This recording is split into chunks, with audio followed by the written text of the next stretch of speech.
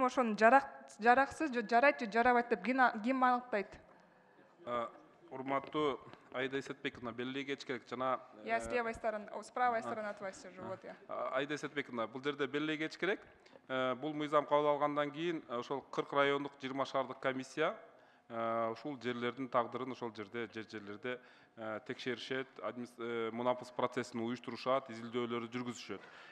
Сиз айткан маселеге ылайык ошол 5 объекттин жанагы айыл чарбасына жараксыз жерлер, чечими барлар, андан сырткары өз билемдик менен курулган үйлөр, ушулардын баарын тең жерлерде комиссия аныктайт.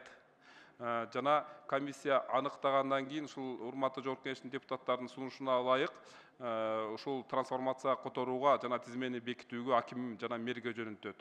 Аким менен мэр ошол тизмени бекитет жана трансформация кылат. Белгилегеч керек, министрлер кабинети сунуштаган биринчи долбоордо Кабмин тизмени бекитсин деген сунуш болгон, бирок урматтуу депутаттардан бир топ сунуш түшүп, комитет ошондо чечим кабыл алды. Азыркы убакта ошол жерлерде райондук жана шаардык комиссиялардын чечимине ылайык ошол чечимди тизмени ошол райондук аким жана мэр бекитет. Толугу менен компетенция ошондуктан комиссияда жана райондун акиминде жана мэринде. Түшүнүктүү. Мен ошондо комиссия аныктайт экен да? Ооба, комиссия аныктайт.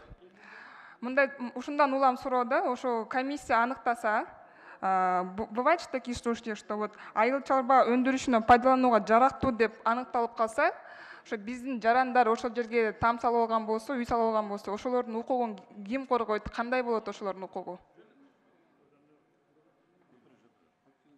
Айда Эсетбековна, бул жерде эгерде үйлөр салынып кеткен болсо, бул албетте бул мыйзам долбоору менен камтылып кетет. Анткени объектисин карасаңыз, жеке турак үйлөр салынып калган жөнүндө сөз болуп атат.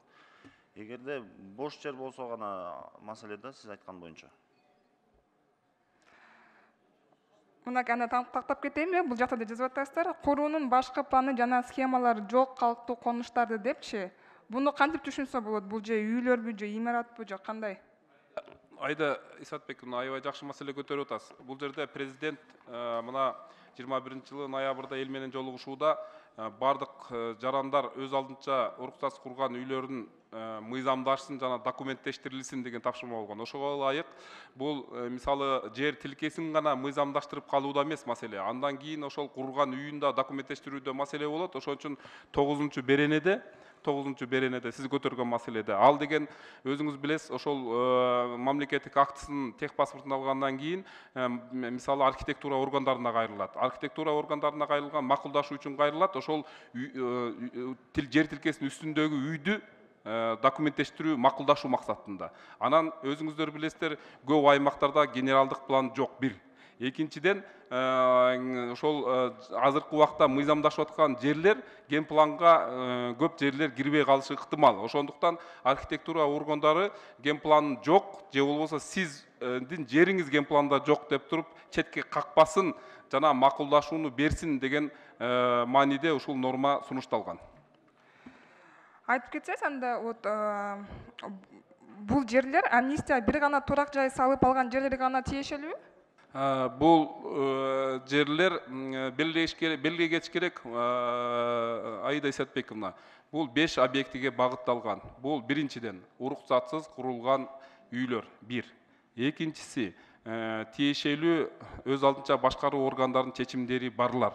Атайын жылдары көрсөтүлгөн. Үчүнчүдөн айыл чарбасына жараксыз жерлер.